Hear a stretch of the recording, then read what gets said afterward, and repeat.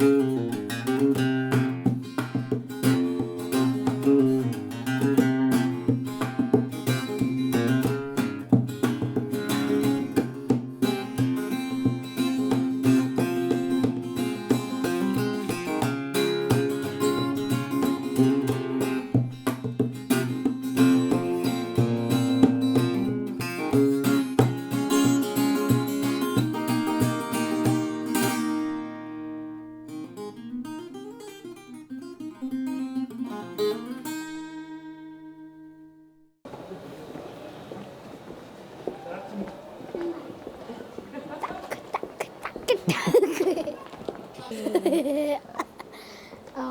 Mais Il a dit, j'ai l'enfant.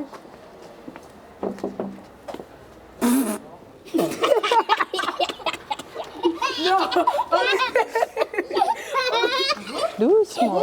Bonjour.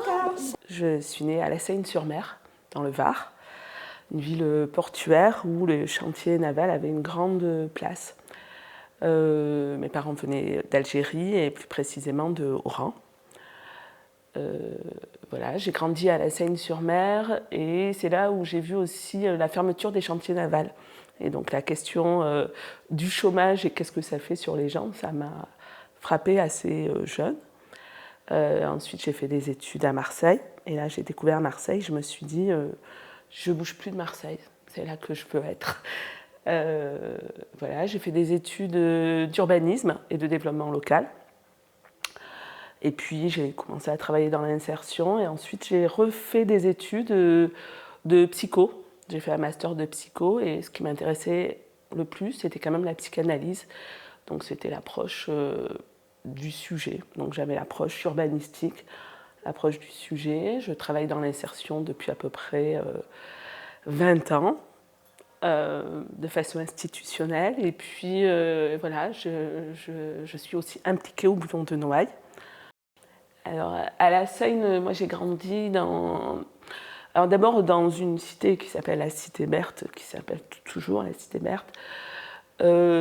C'était une ville où les chantiers navals avaient une grande importance jusque dans l'intérieur des familles. Il y avait le Noël, je me souviens quand on était petit, il y avait le Noël des chantiers navals, il y avait plein de choses qui se faisaient autour du bateau.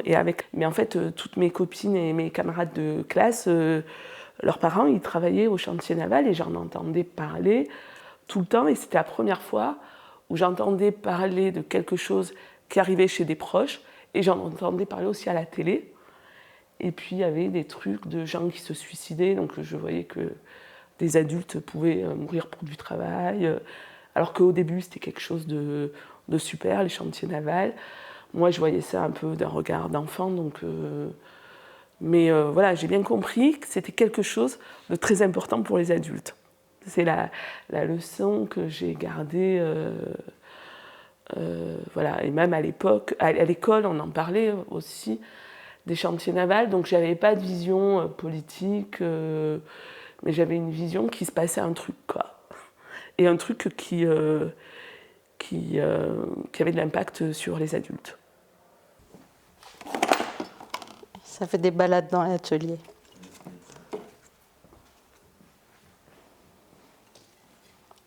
Parce qu'on passe d'une activité à une autre.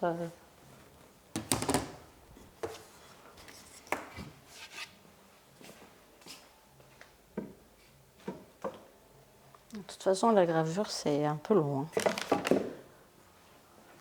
À toutes les étapes, c'est long. Marseille, c'était la ville à partir de laquelle on pouvait prendre le bateau ou revenir en bateau. Souvent, on prenait le bateau de Sète et on revenait à Marseille quand on partait en voyage en Algérie. Donc c'est une ville qu'on traverse assez rapidement parce que soit on est pressé de prendre le bateau, soit on est pressé de rentrer chez nous. Mais pour moi, j'en avais l'image d'une grande ville, de la ville où on faisait ses courses à Belzins, de la ville où il y a des trucs qu'il n'y a pas à La Seyne. De la ville aussi où qui est plus ouverte. Je trouvais qu'il y avait plus d'anonymat. Et puis c'est une ville où on peut parler toutes les langues dans la rue, quoi. C'est une ville où on peut parler arabe dans la rue. sans que ce soit quelque chose... enfin, en tout cas, c'est quelque chose de très naturel quand je suis arrivée.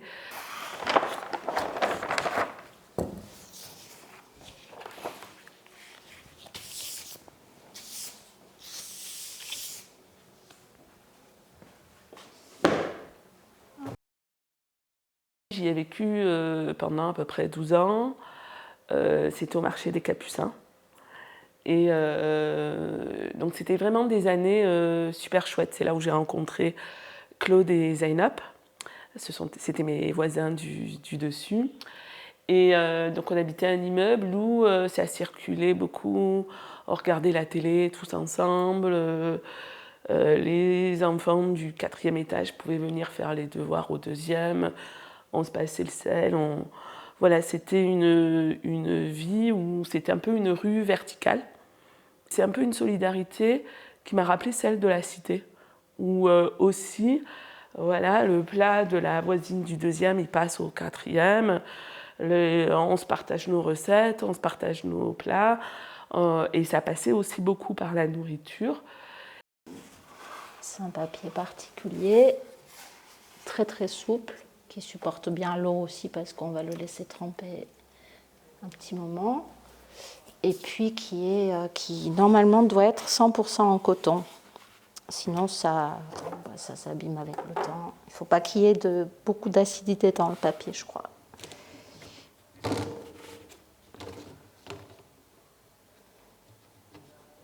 J'y ai pas cru tout de suite, j'ai pas compris ce qui s'était passé quand j'ai entendu à la radio. Et puis quand j'ai compris, j'avais de la peine, mais j'avais beaucoup de peine. Et en même temps, je me suis dit, je suis plus de Noailles. Il ne faut pas que je m'approprie la peine des autres. Donc c'était un peu particulier. Après, j'ai été mais stupéfaite. Je crois qu'il y a eu un moment de sidération, puisque des immeubles qui s'effondrent. Depuis 2001, avec l'avion qui rentrait dans les tours à New York, je n'avais pas vu des trucs qui s'effondrent. J'avais vu avant, normalement, dans les 3 petits cochons, la maison qui reste debout, c'est celle qui est en briques, quoi. Là, elle n'est pas restée debout.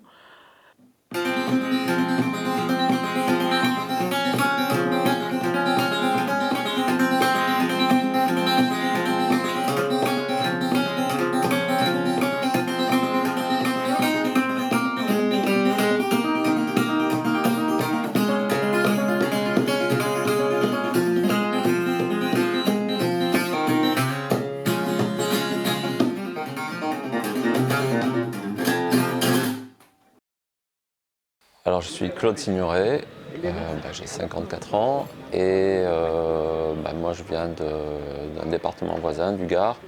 Je suis issu d'une famille d'exploitants agricoles et je suis la première génération à pas avoir repris l'exploitation.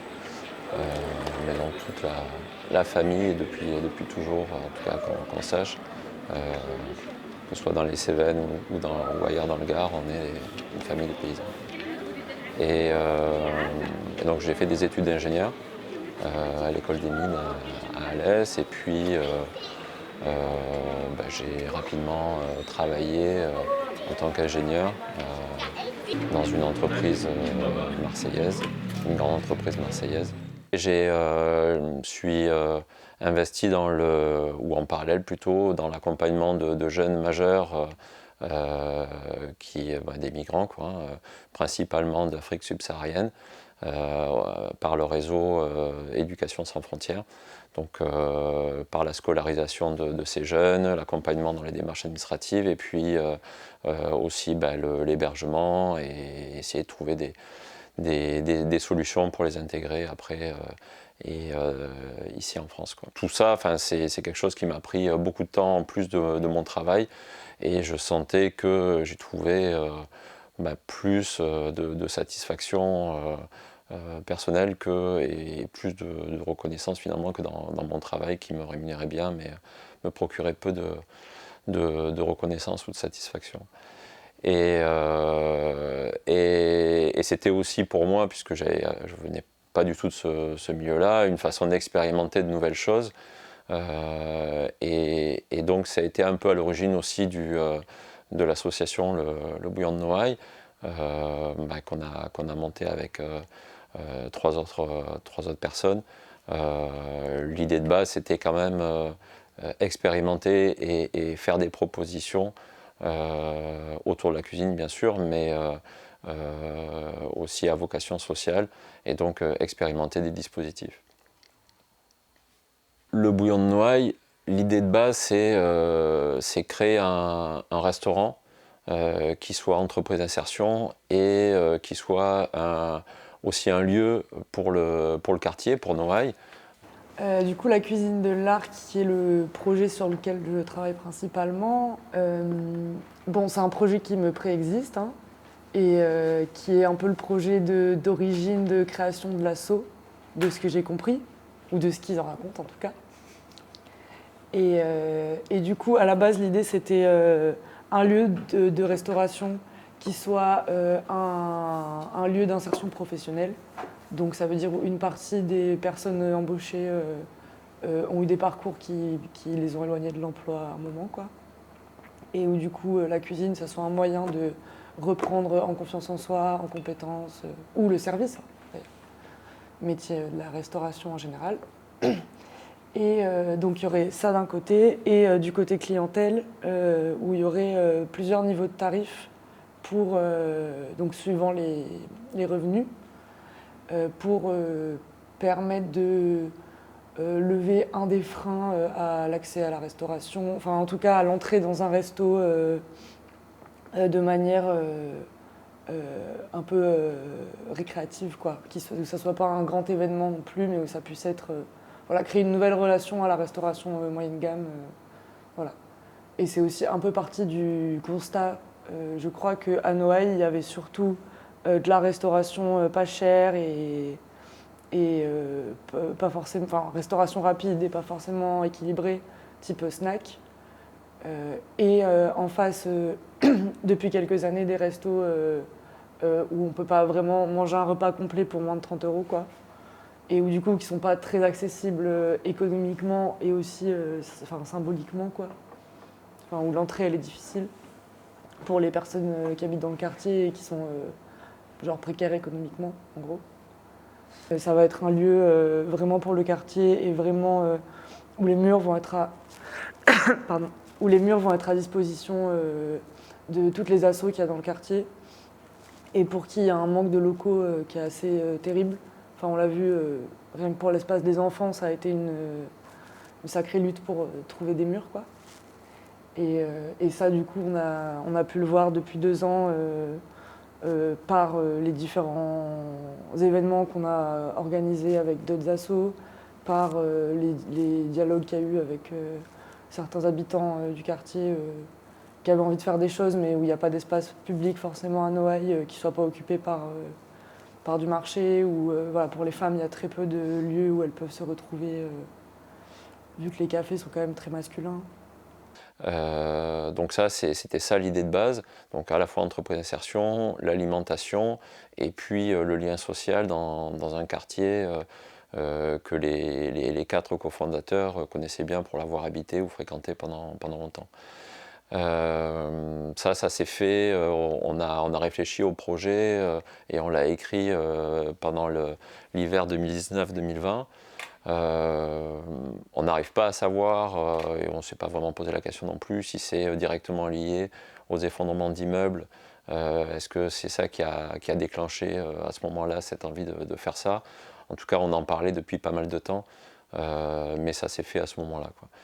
Voilà, donc le Covid a été vraiment l'élément déclencheur qui nous a... En fait, on est sorti de notre quotidien et ça nous a poussé à faire des choses les uns avec les autres.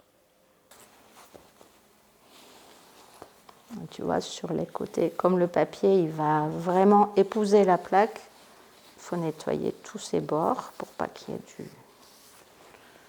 On s'est dit, on ne peut pas être attentiste et attendre de faire un restaurant. Et puis, comme c'était un restaurant, on avait dans l'idée de faire un restaurant inclus dans la vie de la cité, et pas un restaurant juste comme lieu de consommation. Ben, on s'est dit, mais pour s'inclure dans la cité, il faut faire des choses.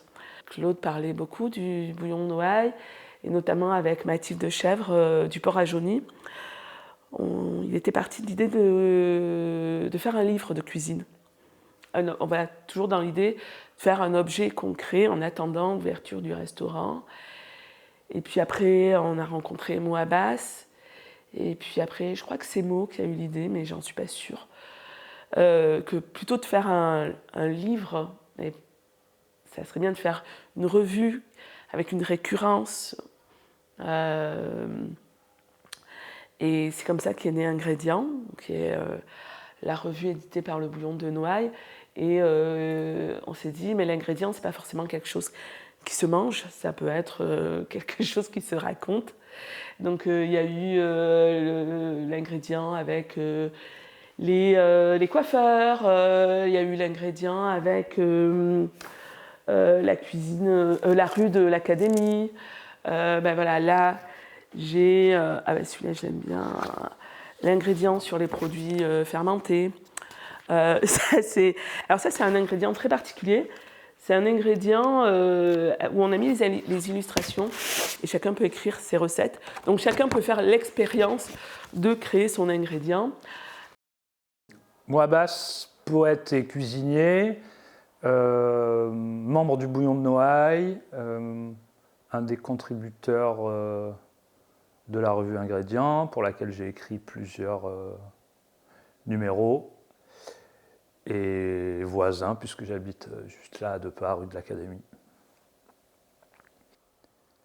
Manger son pain blanc, mettre les bouchées doubles, ne pas mettre ses œufs dans le même panier, se mettre la rate au courbouillon, être fauché comme les blés et se refaire la cerise, chanter comme une casserole, en faire ses choux gras, en avoir l'eau à la bouche, mettre de l'huile sur le feu, poser un lapin, être dans la mélasse, prendre le melon, tuer dans l'œuf, gagner son pain à la sueur de son front, nager dans le potage, être soupolé, mettre de l'eau dans son vin, avoir une écrevisse dans le vol au vent, chanter en yaourt, mettre un zeste de folie, sucrer les fraises, avoir les cheveux poivre et sel, boire le bouillon.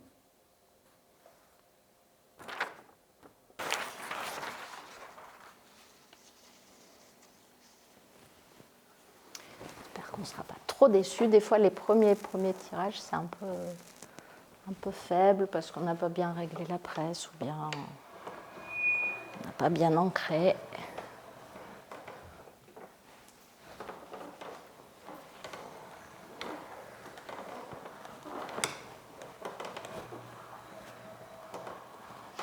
Ça va être la surprise. Enfin, petite surprise, parce qu'on sait quand même ce qui va. Tu vois, c'est pas bien ancré. C'est un peu gris.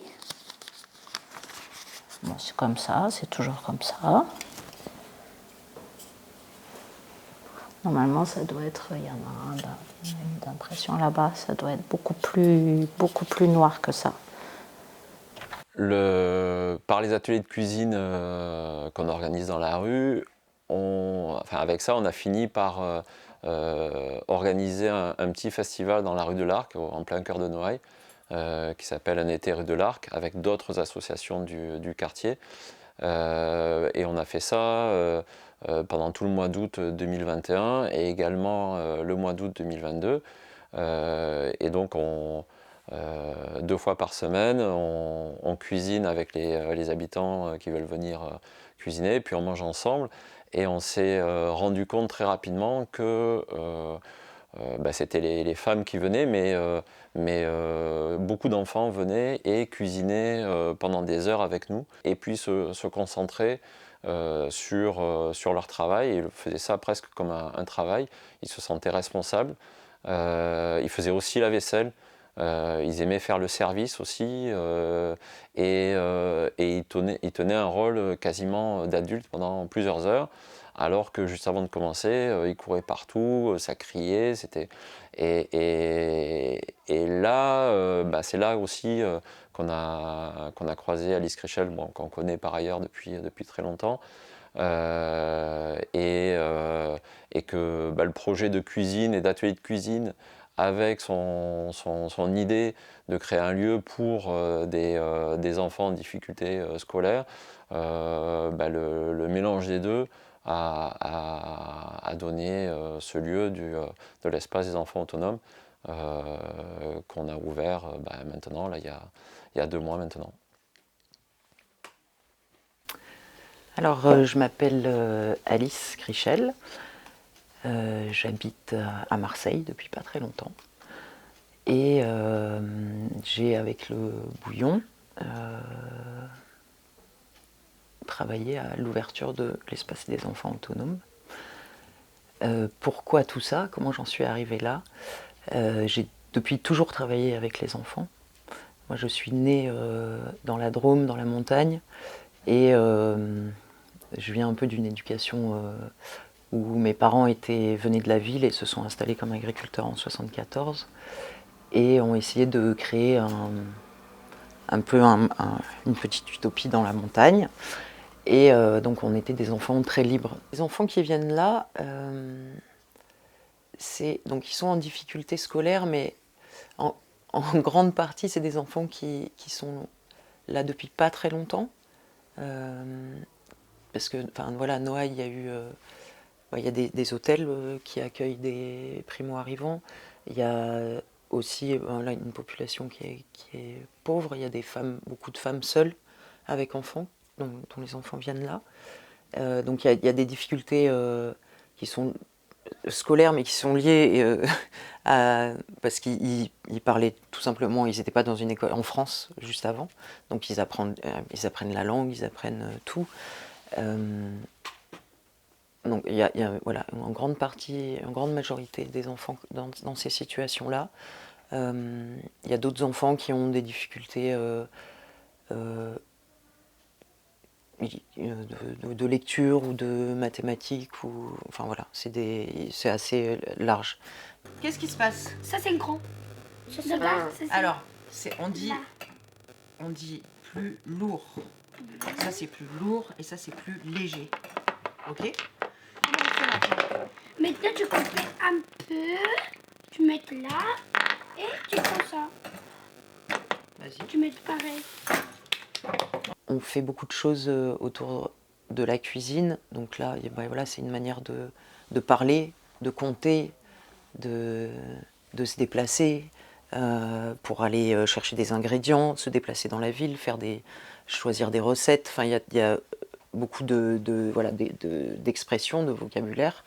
On parle aussi, on peut parler d'histoire quand on va au Vieux-Port, quand on prend le ferry-boat. Enfin, voilà, on est pour l'instant très local, mais il y a tout ce qu'il faut en fait pour apprendre plein de choses et apprendre à vivre dans un quartier ou apprendre à être autonome quoi, en grandissant.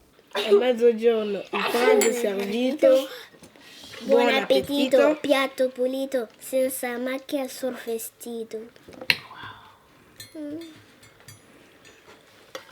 Moi, je m'appelle Sarah Delannoy, j'habite Marseille depuis maintenant 8 ans et je suis tombée amoureuse de cette ville. J'habite dans le quartier, donc juste au-dessus sur le cours Liotto. Je suis arrivée à Marseille il y a 8 ans pour faire mes études d'architecture. Études d'architecture que j'ai terminées en juin 2021. Donc j'ai travaillé 6 mois en agence d'architecture à Marseille, mais j'ai décidé de ne pas continuer dans cette voie. Je me suis dit que je pouvais aussi essayer d'exercer ce métier autrement et essayer qu'il ressemble un petit peu plus à la formation que j'avais suivie. Et donc je me suis aussi beaucoup intéressée à la pédagogie et à l'éducation.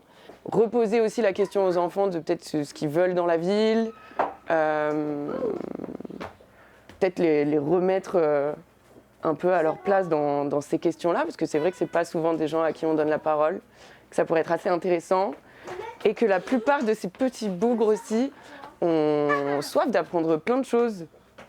Donc même si c'est pas de l'architecture, j'ai aussi fait des ateliers, pas mal d'impression cyanotype.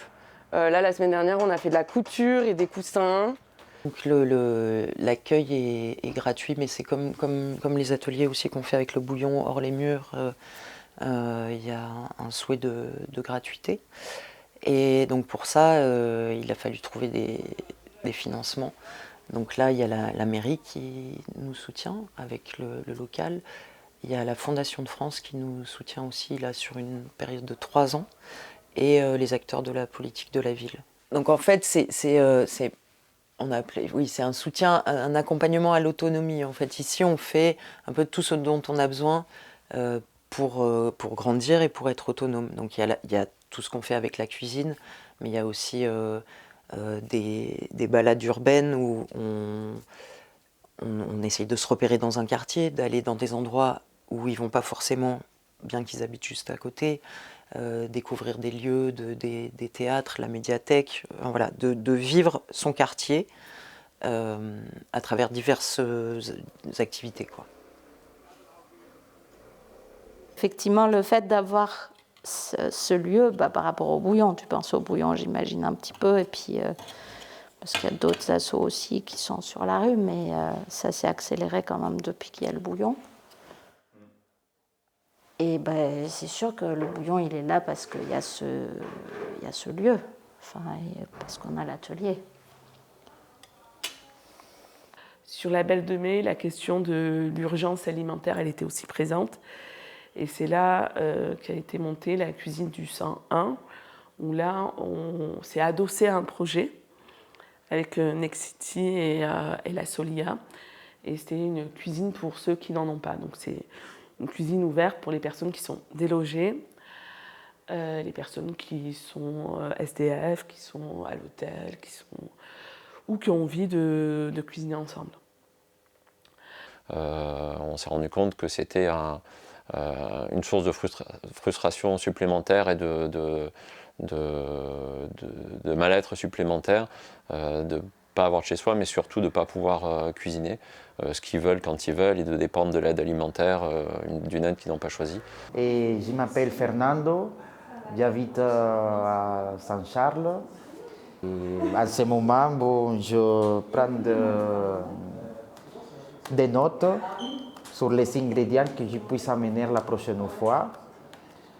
Comme ça, c'est tout préparé, tout bien organisé. Voilà, moi, je suis comme ça, très organisé.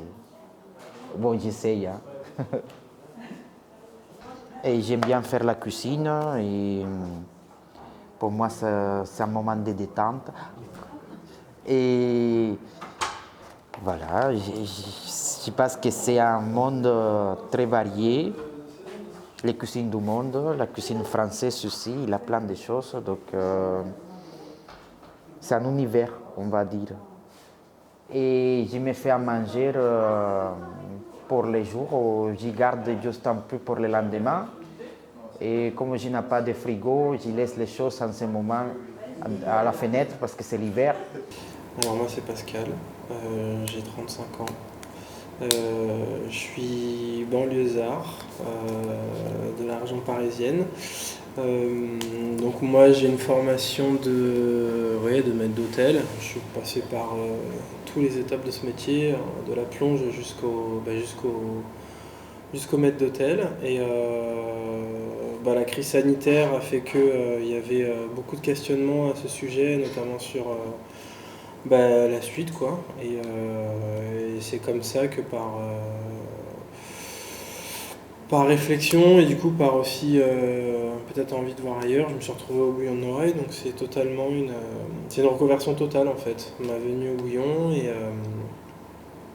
et comment dire, et ma venue dans ce monde de l'associatif.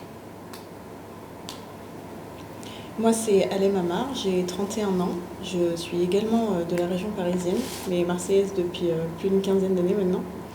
Je suis animatrice au Bouillon de Noailles à la cuisine du 101. J'ai une formation de diététicienne nutritionniste, je suis diplômée depuis 10 ans maintenant. Et avant ça, j'ai travaillé à mon compte, donc j'ai pu explorer pas mal de choses dans mon activité. J'ai été formatrice en classe de BTS, j'ai donné des formations, j'ai travaillé en cabinet libéral. Et fin de l'année dernière, avant l'été, pas mal de mes contrats se sont arrêtés et j'en avais marre de bosser toute seule. Donc j'ai décidé de prendre un tournant et de bosser en tant que salarié, en sachant que je n'avais jamais bossé en tant que salarié avant. Le principe, c'est un retour à l'autonomie en passant par la cuisine. Donc ça veut dire quoi? Ça veut dire que les personnes viennent avec leur matière première, leur denrée, pour cuisiner ce qu'elles ont envie de manger. Et nous, on leur met à disposition des ustensiles, des condiments, et voilà. Et on fait aussi des ateliers autour de la cuisine, mais aussi des ateliers artistiques, 2 fois par semaine. Donc lors de ces ateliers où il y a une mise en pratique culinaire, et où on cuisine un repas tous ensemble avec le groupe avec qui on fait l'atelier. C'est un repas bien sûr sain, équilibré, mais aussi qui allie le plaisir de bien se nourrir. À titre d'exemple, un menu que j'ai pu proposer, c'était en entrée un velouté de courge butternut, patates douces, lait de coco, des graines de courge grillées et un œuf mollet. En plat, c'était un mijoté de bœuf, carotte, tomate avec un risotto champignon parmesan. Et en dessert, des verrines façon tarte au citron meringuée. Et on a cuisiné ça tous ensemble. Et puis ensuite, on a partagé le repas autour de la table avec le reste de l'équipe et aussi des personnes qui peuvent être dans la cuisine et qui passent par là.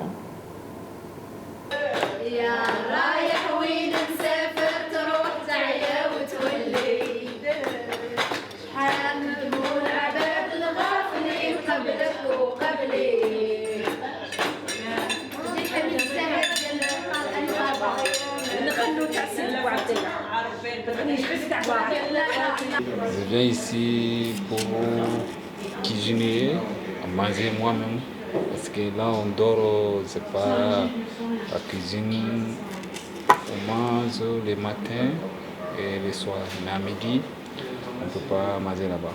Parce qu'on sort depuis 9h, on doit rentrer jusqu'à 14h. Et apprendre aussi à voir les choses dans la cuisine aussi. J'aime la cuisine. Ça fait 5 mois comme ça, 5 ou 6 mois comme ça. Mon pays c'est du Mali. Mali, Côte d'Ivoire. Parce que je suis né en Côte d'Ivoire, grandi au Mali. Je m'appelle Marika, j'ai 49 ans, je suis art-thérapeute depuis une vingtaine d'années. Donc j'ai été comédienne d'abord et après plasticienne et j'ai fait après un DU d'art-thérapie. Ce qui m'a menée à travailler avec du handicap psychique et du handicap intellectuel et moteur. Et puis là, dernièrement, j'ai voulu un peu changer, donc je suis arrivée à Marseille. Et donc j'ai été recrutée par Solia Provence qui donc est porteur de ce projet, de cette cuisine du 101. Pour chaque atelier, on essaye de mettre en valeur les productions artistiques, que ce soit avec enfants, adultes, adolescents. Et donc on essaye de montrer après une exposition finale de ce qu'on a produit avec un vernissage. Et là, bien sûr, il y a la partie cuisine qui arrive, on fait des petits fours, on fait des petites choses. De vraiment mettre en valeur tout le processus de création jusqu'à montrer aux autres ce qu'ils ont été capables de faire avec nous. Voilà. Donc ça, c'est une des étapes. Et c'est vrai qu'une exposition, ça fait partie de la thérapie parce qu'on va au-delà d'une production et on met en avant aussi ce qu'on est capable de faire avec les parents qui viennent, voilà, ou ses amis. Et là, on montre ce qu'on a fait. Donc c'est vrai que c'est très positif pour l'enfant ou l'adulte d'aller jusqu'à cet aboutissement, quoi, niveau créatif. Après, c'est vrai que c'est rigolo aussi cette rue parce que, en fait, elle est, comment dire, elle n'est pas si passante que ça. Elle ne sert pas à grand chose. Elle dessert pas, tu vois, les gens qui passent, ils passent plutôt sur la rue d'Aubagne ou sur la rue de Rome. On est un peu entre les deux, entre deux axes plus passants. Mais je sais pas, le fait qu'il y ait des plantes, peut-être aussi ça. Que ça soit une petite rue, qu'elle soit piétonne, ça permet peut-être des choses que ne permettent pas Il y a des entreprises qui essayent de réhabiliter le travail. Il y a le milieu associatif qui peut aussi réhabiliter le travail comme un endroit où on peut gagner sa vie, mais aussi avec un engagement physique, un engagement aussi de désir, que ce soit dans les travaux manuels, que ce soit dans les travaux aussi dits moins qualifiés. Et ça, on l'a vu aussi avec le confinement où les gens, certaines personnes ont commencé à se poser la question du sens. Qu'est-ce que je fais dans mon travail? Et la question de l'éthique aussi. Au bouillon de Noailles, en fait, au début, on s'est posé la question de comment travailler avec l'alimentation, avec la cuisine qui parle à tout le monde, et comment développer des compétences, comment développer aussi une envie de travailler ensemble. Et ça peut participer à la réhabilitation du travail, à la réhabilitation du fait que travailler, c'est pas que souffrir, c'est aussi partager.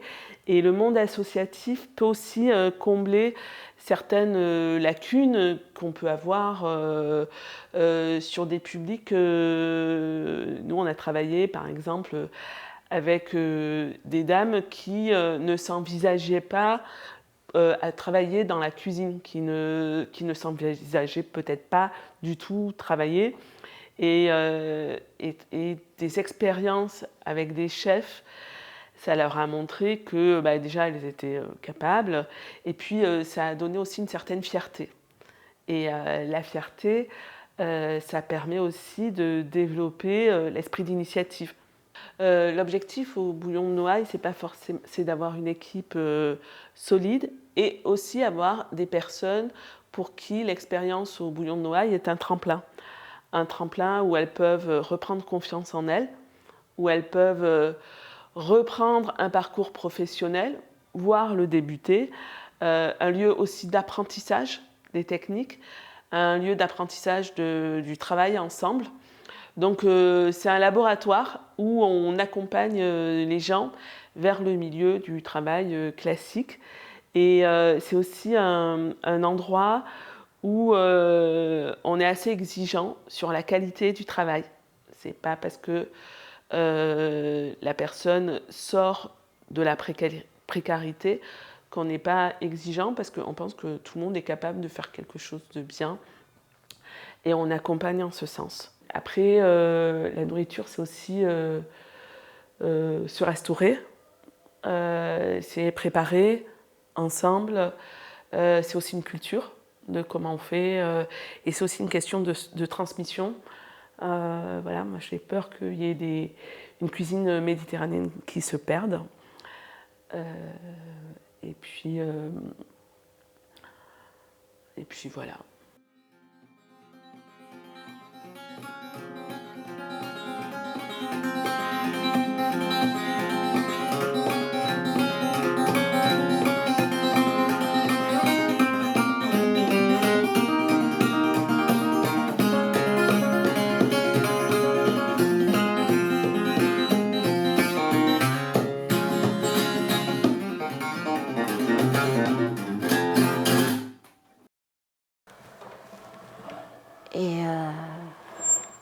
Donc Mawal, quand il parle de la gravure, il dit souvent que les outils de la gravure, les mots, tu vois, le l'ange, la poupée,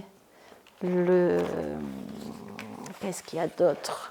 Le berceau, il y a un outil qui s'appelle le berceau. C'est avec celui-là que tu fais des rayures sur la plaque. C'est vraiment des mots de maternité. C'est mieux, mais c'est pas. C'est peut-être la couleur, mais c'est mieux. Tu vois, là, on a plus le motif quand même. Il est où le premier? Si on va à côté du premier.